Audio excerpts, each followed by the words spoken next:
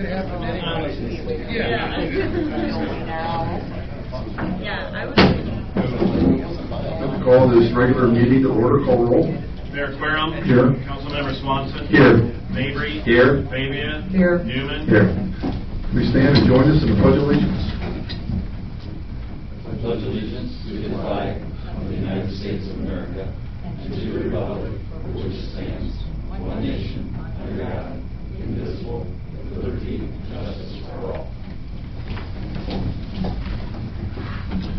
Do we have any public comment to start off? Okay, we'll go to the approval of minutes. We'll go to Councilmember Newman.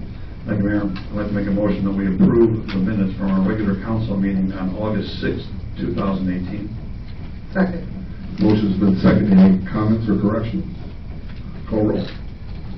Councilmember Swanson. Aye. Mabry. Aye. Fabia. Aye. Newman. Aye. Mayor Querom. Aye. We'll go to approval of invoices with City Clerk Nelson.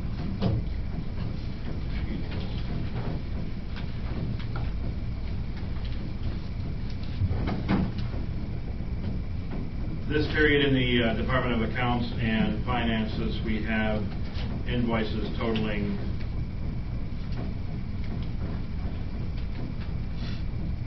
wrong page, $33,321.33. In the Department of Streets and Public Improvements, we have invoices totaling $142,793.39.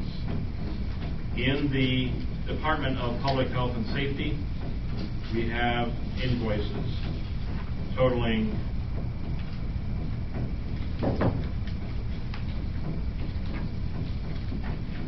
$109,857.34. And finally, in the Department of Public Property and Utilities, we have invoices totaling $1,163,072.79. Mayor, all council members have indicated that they have reviewed all invoices, and it is submitted for disposition. I move that we approve the invoices as presented. Second. Motion's been seconded. Any comments, corrections? Call roll. Councilmember Swanson. Aye. Mabry. Aye. Fabia. Aye. Newman. Aye. Mayor Querom. Aye. We'll go to regular business and to City Clerk Nelson. Next on the agenda is the second and final reading of Ordinance O-18-022. This is an ordinance establishing prevailing wages. Mayor, all council members have reviewed this ordinance, and it is submitted for disposition. I move that we approve ordinance O-18-022, establishing prevailing wages. And this is the second and final reading. Second. Motion's been seconded. Any comments? Call roll. Councilmember Swanson. Aye. Mabry. Aye. Fabia. Aye. Newman. Aye. Mayor Querom. Aye. Next on the agenda is the first reading of Ordinance O-18-023, authorizing the lease of property owned by the public body, specifically the logistics site Green Bins.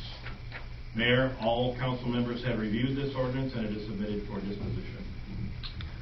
I move that we advance ordinance O-18-023 to the second reading. Second. Motion's been seconded. Comments? We've got two individuals interested in these green bins. How do we go about selecting the proper person? I know that Tony Benucci is one, Kyle Schoenholz is the other, and I know Tony, I think, has had the use of those green bins the last 2 years, and Kyle is the individual that farms that property currently under contract with the city. Pete, correct me if I'm wrong, the first time you rented these was 2 years ago to Tony, is that correct? Yeah, it's probably been a little longer than 2 years, actually. Okay. But he was the only person that had those? He was the only one. The grain bins have been in our possession since 2008. They've sat empty for probably 6 years when we were approached by someone to see if they could use them. And now we've got a second producer that's interested in them. So it's time to consider who might make the most sense to lease those to and establish a new agreement. So if Kyle is farming that property where these grain bins are adjacent to them, it would seem logical, sensible that maybe he might be have greater interest in these bins. Maybe we should request a bid or something from this gentleman. You know, one thing I know that we're getting is it $1,000 a grain bin per year? Yeah, it's $2,000 for both, right, so $1,000 each. And that's we're looking for a minimum, so whoever we would go to, we would go and negotiate and would think a better return for the grain bins. But I kind of agree with Jerry. I mean, it's kind of farming that property, and those grain bins are sitting on that property. It kind of makes sense. So for the second reading, Rachel, is it possible that we might encourage these individuals to contact us and make a proposal, and we can make a selection from there? John, how do we handle that? This is already an ordinance form. Would we? I think it's fine to go Okay. ahead, because what the ordinance does is and we can set forth the terms on how we do it. Okay. So as long as we don't exceed 2 years. Right. If we go past 2 years, more restrictions apply in what we can and cannot do. Okay. But I would, assuming it passes tonight, I would ask the gentleman if they would like to make a bid to do so and see where we are for the next reading. And then the next meeting, we would have a contract with them attached to this. Yeah, I would Okay. think. We'd have the second and final, and then we'd have the contract. We could do it that way. It would probably be included in this, yeah. So we're just voting on leasing for 2 years. We are not voting on person. Correct. Any further comment? Call roll. Councilmember Swanson. Aye. Mabry. Aye. Pavia. Aye. Newman. Aye. Mayor Query. Aye. Next item on the agenda is Resolution R-18-034. This is a resolution authorizing Chamlin and Associates of Peru, Illinois, as construction engineer for the Euclid Avenue Rebuild Project, Phase 3. Mayor, all council members have reviewed this resolution, and it is submitted for disposition. Make a motion that we approve Resolution R-18-034, authorizing Chamlin and Associates as our construction engineer for the Euclid Avenue project. Second. Motion has been second. Rachel? Okay, so just a couple comments on this. I know at the last meeting, I think, or the one before, when I wasn't here, we approved the Euclid bid to Advanced Asphalt to start that work. So this is for the construction engineering work for that. We all know that sometimes the construction engineering amounts seem pretty high, but I just wanted to provide some information on those. So we also got a quote from another engineering firm, and the one with Chamlin was about $100,000 less than that one.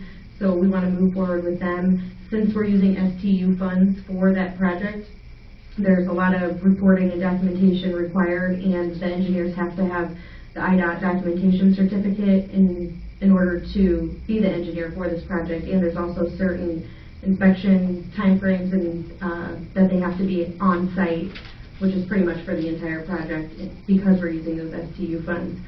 So typically construction engineering for an STU project and the scope of that project is around 10%. Chamlin bills us on an hourly basis instead of a percentage, so their estimate is $279,000.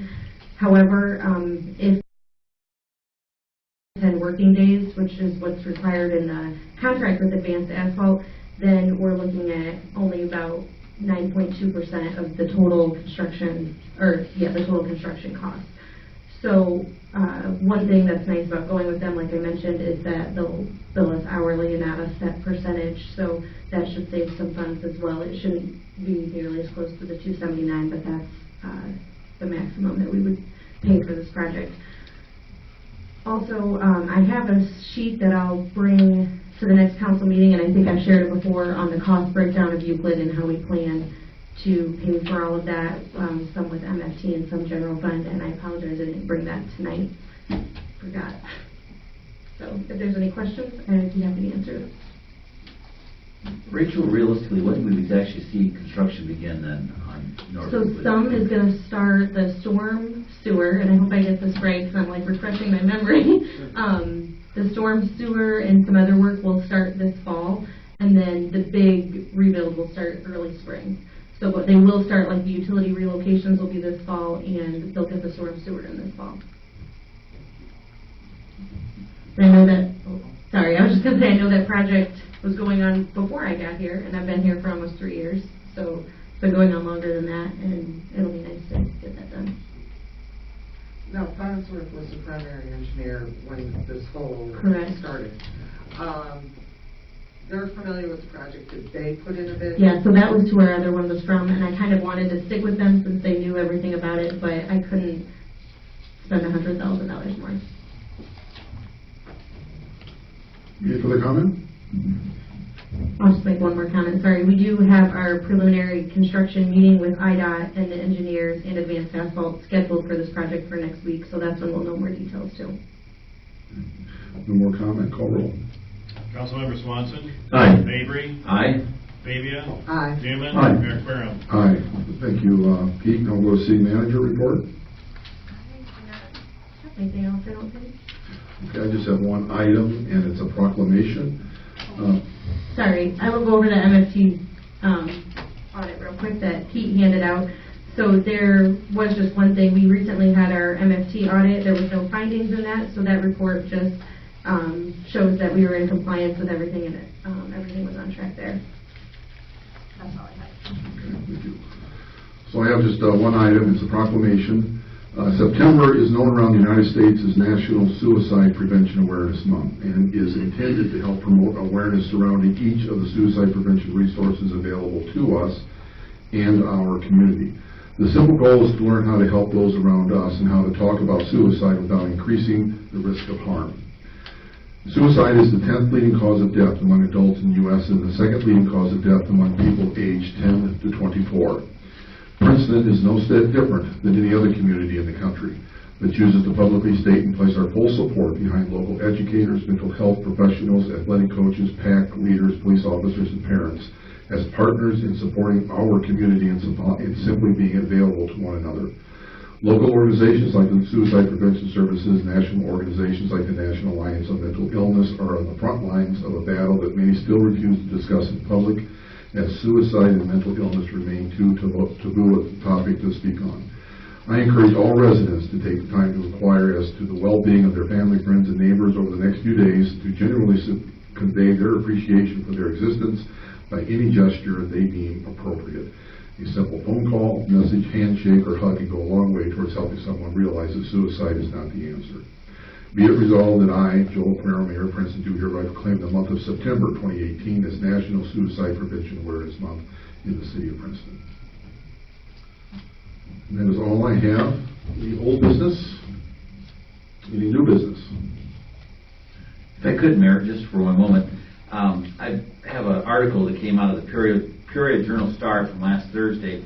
I'm going to pass this out for the council.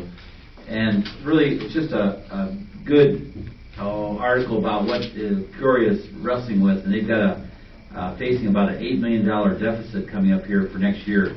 And they go into a little detail about the deficit and why they are going to be reaching that large amount of deficit, and a lot of it's pensions. So I know that I get a little nervous about our pensions, and I'm hopefully that we're going to be able to rest myself more assured on this. We can talk more this fall about pensions, where we stand with it. But I know the old saying, if it plays in Peoria, it can play anywhere in Illinois. But I'm hoping that as we resource just good information, that we subscribe to the VCR, of course, the Sound News Tribune, but I really encourage us to subscribe to the Peoria Journal-Star, because what they've done for incentives, for different tips, for things like that, and what has worked and what has not had worked in Peoria is interesting reading. We can learn from Peoria. 60 miles away, and we can learn an awful lot about what they're facing.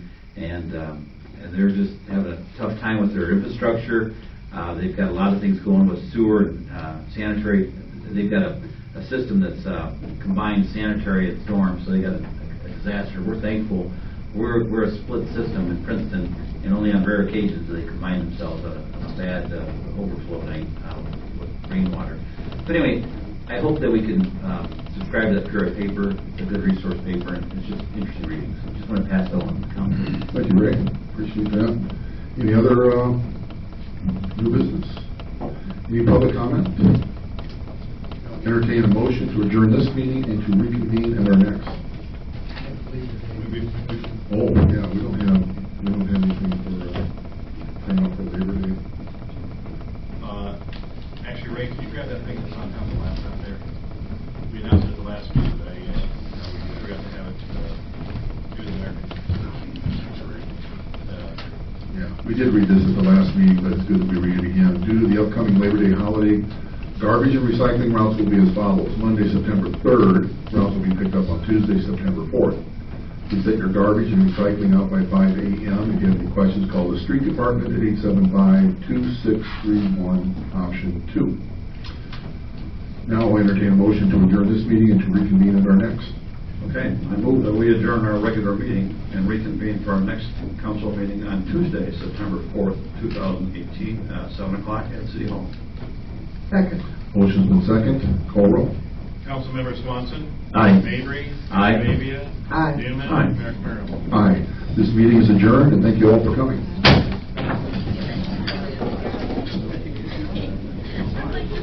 Sure.